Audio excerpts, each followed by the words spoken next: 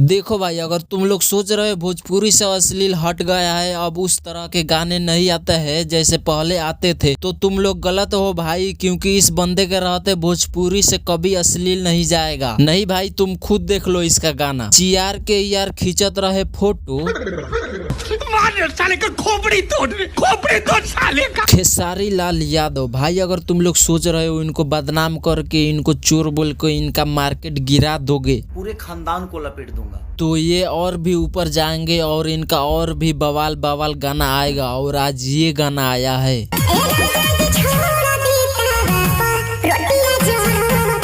नीलकमल सिंह का एक और गाने का टीजर आ गया है जिसका नाम है गाना बाजी डीजे पर। टीजर से तो लग रहा है ये गाना काफी बवाल धमाल होने वाला है और इसमें हमारा फेवरेट एक्ट्रेस भी है।